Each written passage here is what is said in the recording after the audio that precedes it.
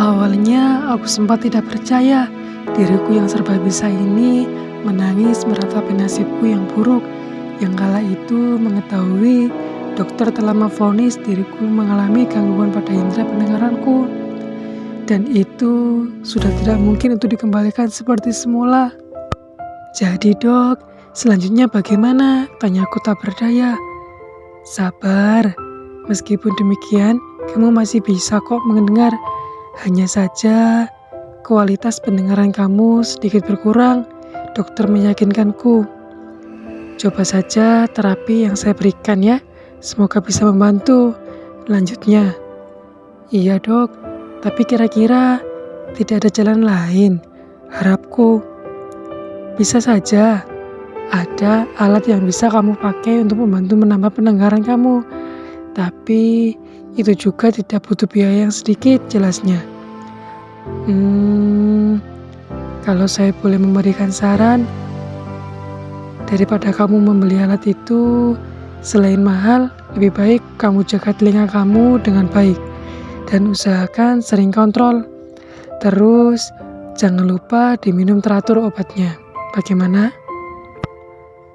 Dokter mencoba menenangkanku. Baiklah dok, mungkin saya akan mencoba saran dokter, jawabku. Setelah pulang dari praktek dokter, aku pun menjadi bimbang. Perasaan antara sedih, bingung, dan minder jadi satu. Karena sewaktu itu, aku didampingi oleh kekasihku yang selama ini aku sayangi.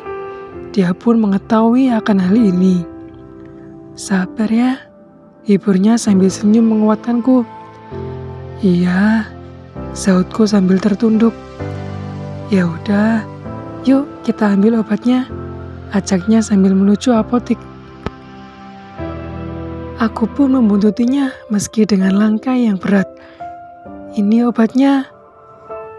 Ingat pesan dokter tadi, minum obatnya yang teratur, biar nanti cepat sembuh. Ia mengingatkanku dengan senyuman yang sangat manis. Ya udah, sekarang kita cari makan dulu yuk. Habis itu nanti diminum obatnya, ajaknya. Dia pun jalan terlebih dahulu di depan, lalu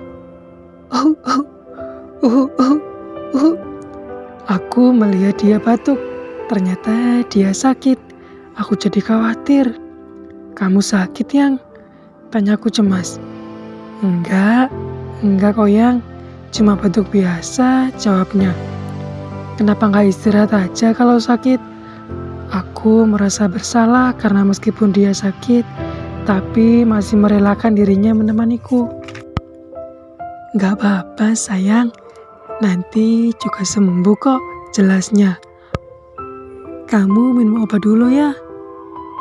Lanjutku. Enggak apa-apa sayang, cuma batuk biasa.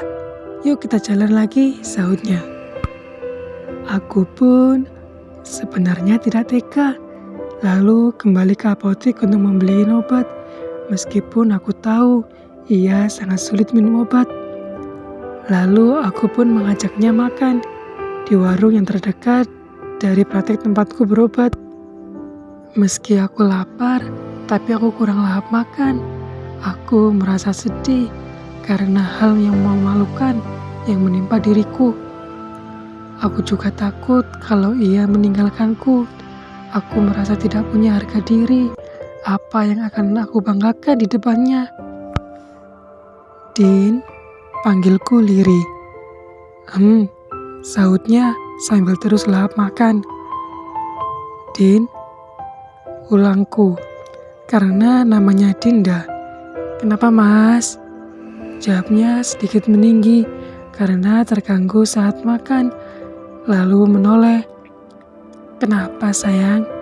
Lanjutnya, aku terdiam. Sebenarnya ragu untuk mengungkapkannya pertanyaan tentang tanggapan setelah ia mengetahui diriku yang sakit tadi. Malah diam tuh, jawabnya kesal. Kenapa juga? Lanjutnya masih penasaran. Gak apa-apa, jawabku singkat. Kalau gak apa-apa, kenapa mungkin begitu? tanya sambil melanjutkan makan. Kamu sayang kan sama aku? Tanyaku menghilangkan penasaran. Iyalah, kenapa juga tanya begitu sih? Jawabnya sambil heran. Beneran?